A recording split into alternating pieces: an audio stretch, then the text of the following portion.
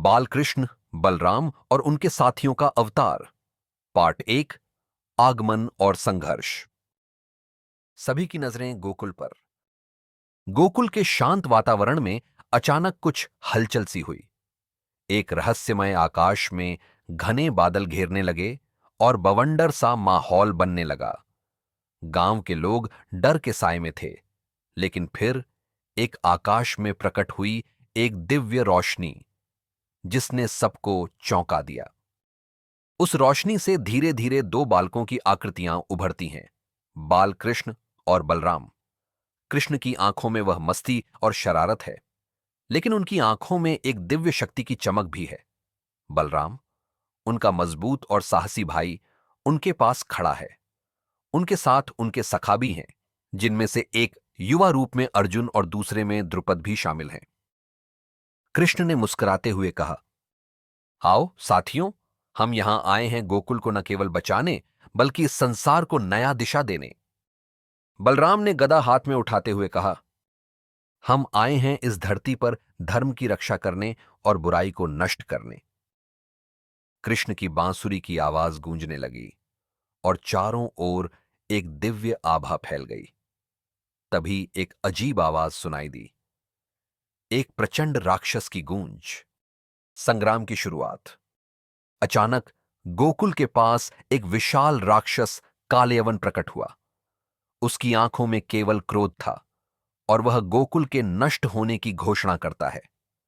कालयवन ने अपनी शक्तिशाली सेना के साथ गोकुल पर हमला कर दिया और उसके डर से लोग भागने लगे। लेकिन कृष्ण और बलराम ने बिना घबराए एक दूसरे को देखा और उनके चेहरों पर मुस्कान थी।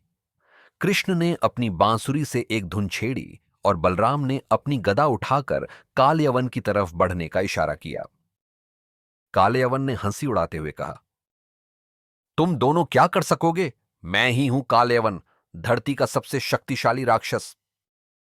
बलराम ने गुस्से में आते हुए कहा, तुम्हारी ताकत से कहीं ज्यादा बड़ा हमारा विश्वास है कालयवन। कृष्ण ने फिर से अपनी बांसुरी बजाई और उसी क्षण उनकी दिव्य शक्ति ने कालयवन की सेना को नष्ट करना शुरू किया। बलराम ने अपनी गदा से एक प्रचंड वार किया और कालयवन के राक्षसों का सामना किया। फाइट का शिखर। राक्षसों के खिलाफ यह युद्ध न केवल शारीरिक था, बल्कि मानसिक भी। काले यवन ने अपनी काली जादू से कृष्ण और बलराम को जाल में फंसाने की कोशिश की, लेकिन कृष्ण ने अपनी शक्ति से उसका जादू तोड़ दिया। बलराम की गदा ने काले यवन के हर हमले का सामना किया और उसकी ताकत को धीरे धीरे खत्म कर दिया। कृष्ण और बलराम की जोड़ी ने राक्षसों के सामने ऐसी शक्ति दिखाई कि कालयवन की सेना उलझन में पड़ गई। इस संघर्ष ने सबको एक संदेश दिया, अच्छाई की जीत बुराई से निश्चित है, चाहे वह कितनी भी बड़ी क्यों ना हो। कृष्ण ने मुस्कुराते हुए कहा, युद्ध सिर्फ बाहर नहीं, भीतर भी लड़ा जाता है। अगली चुनौती।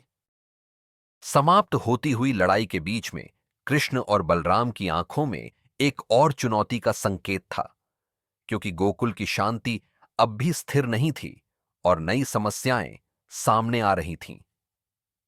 तभी एक और राक्षस का आना तय था, जो कि काला यवन से भी ज्यादा शक्तिशाली था। कहानी का दूसरा भाग, जिसमें और भी बड़े युद्ध और संघर्ष होंगे, जल्द ही शुरू होगा। अगर आपको हमारी कहानी पसंद आई हो तो लाइक करें, इसे दोस्तों के साथ शेयर करें और नए वीडियो के लिए सब्सक्राइब करें।